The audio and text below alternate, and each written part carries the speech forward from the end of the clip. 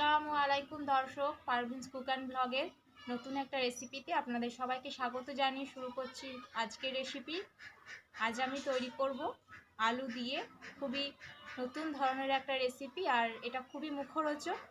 আপনারা যদি বাড়িতে একবার বানিয়ে দেখেন তো বাড়ির সবাই খুব খুশি হবে, সবাই খুব কাড়াকাড়ি করে এটা খাবে। তো চলুন, সবার মন জয় করার জন্য আমার ভিডিওটা শুরু থেকে শেষ পর্যন্ত পুরোটা দেখুন, আমি কীভাবে এই নাস্তা রেসিপিটা তৈরি করছি। তো চলুন শুরু করা যাক। তো প্রথমে আমি আপনাদের দেখিয়ে দিই কি কি নিয়েছি। এখানে আমি আলু সেদ্ধ করে নিয়েছি, এইভাবে টুকরো টুকরো করে নিয়েছি। এরপর এগুলোকে আমি ম্যাশ করে নেব। এখানে নিয়েছি মশলা, নিয়েছি মশলার মধ্যে আমি শুধু নুন নেব, একটু চিনি নেব আর একটু লঙ্কা গুঁড়ো নেব। আর এখানে নিয়েছি কর্নফ্লাওয়ার, একটু চালের গুঁড়ো, আর নিয়েছি ধনেপাতা কুচি, আর লাগবে একটু গোলমরিচের গুঁড়ো আর একটু চাট মশলা। বাস মাত্র এই কটা উপকরণে আজকে আমি তৈরি করে নেব আমার আজকের এই রেসিপিটা। তো ফ্রেন্ডস, আমার এই ভিডিও ভালো লাগলে প্লিজ একটা লাইক আর সাবস্ক্রাইব করে দেবেন। তো প্রথমে আমি আলুটাকে ভালোভাবে ম্যাশ করে নিচ্ছি।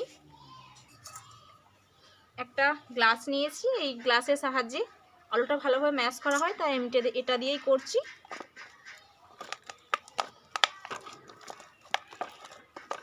এই গ্লাস দিয়ে আলুটা যদি ম্যাশ করে নেওয়া হয় তাহলে খুবই মসৃণ হয়।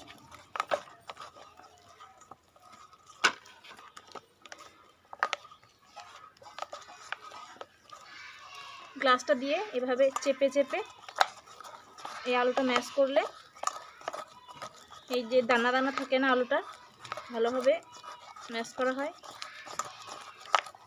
তবে আপনাদের যেটা সুবিধা সেটাই করবেন, আলু ম্যাশ করা থাকলে ওটা দিয়েও করতে পারেন, কোনো অসুবিধা নেই।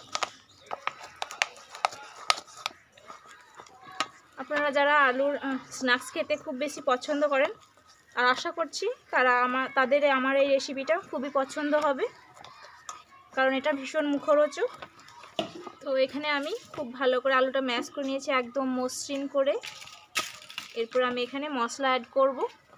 তো এখানে দিচ্ছি একটু হলুদ, হাফ চামচ লঙ্কা গুঁড়ো। আপনারা যদি খুব ঝাল খান তো স্পাইসির জন্য বেশি ঝালও ব্যবহার করতে পারেন। এরপর দিচ্ছি সামান্য চিনি, দিচ্ছি হাফ চামচ লবণ। এরপর এখানে দিচ্ছি হাফ চামচ চাট মশলা। এরপর দিচ্ছি একটু গোলমরিচ গুঁড়ো। এরপর দিয়ে দিচ্ছি ধনেপাতা কুচি। এখানে দিচ্ছি দু চামচ চালের গুঁড়ি, এটা শুকনো চালের গুঁড়ি। তারপর দেব 4 চামচ কর্নফ্লাওয়ার।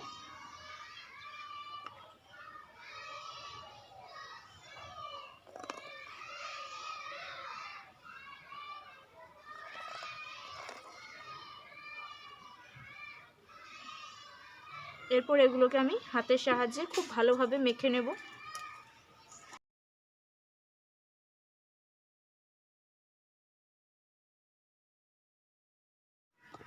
তো এখানে আমার আলু মাখাটা তৈরি হয়ে গেছে। এরপর এগুলোকে আমি একটা শেপ দেব, দিয়ে তেলে সেগুলোকে ভেজে নেব। এইভাবে হাতে একটু তেল লাগিয়ে নেব।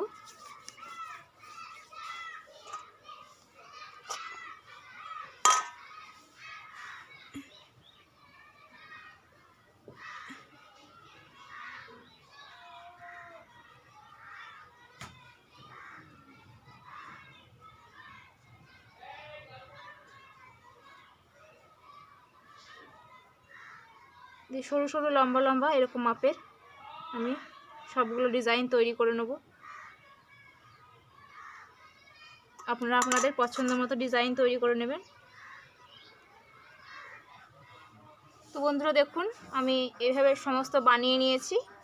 এবারে এগুলোকে আমি তেলে ভেজে নেব, এগুলোকে আমি ডিপ ফ্রাই করে নেব। তো ভেজে নিচ্ছি। তো ভাজার জন্য এখানে আমি একটা উনানে কড়াই বসিয়ে দিয়েছি এবং তেলটা খুব ভালোভাবে গরম করে নিয়েছি। তো গরম করে নেওয়ার পরে এক এক করে এগুলো আমি তেলে ভেজে নিচ্ছি।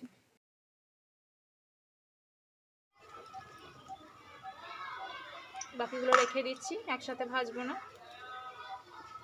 হালকা আছে আস্তে আস্তে এগুলো ভেজে নিতে হবে।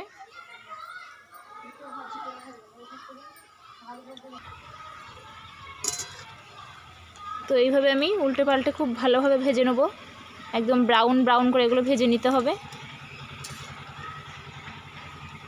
আর এগুলো খুবই মুচমুচে হবে। তো ফ্রেন্ডস, আমার এই ভিডিও ভালো লাগলে প্লিজ একটা লাইক, আর আপনি যদি চ্যানেলে নতুন হন তো একটা সাবস্ক্রাইব করে দেবেন।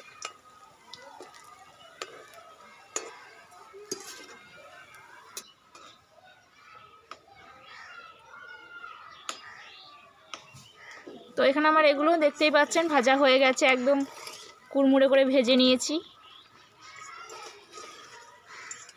এগুলো আমি তেল থেকে উঠিয়ে নিচ্ছি। কত সুন্দর হয়েছে দেখুন।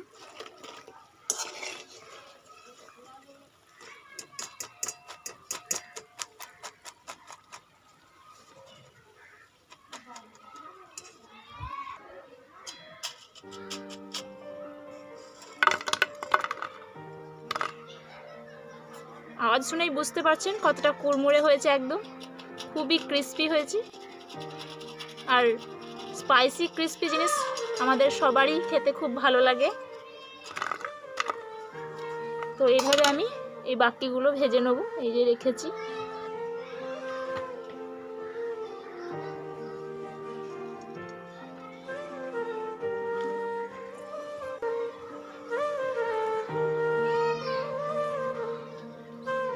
আমি আবার এগুলোকে ভেজে নিচ্ছি।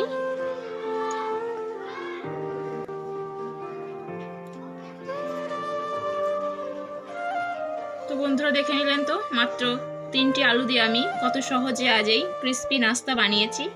আপনারা এটা যদি বাড়িতে বানিয়ে খাওয়ান তাহলে সবার মন জয় করে নেবেন। আশা করছি সবার খুব ভালো লাগবে।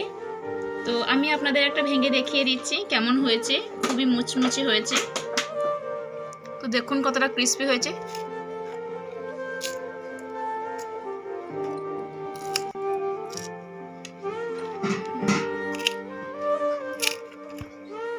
আওয়াজটা শুনেই তো বুঝতে পারছেন কেমন হয়েছে, বলার কিছু নেই।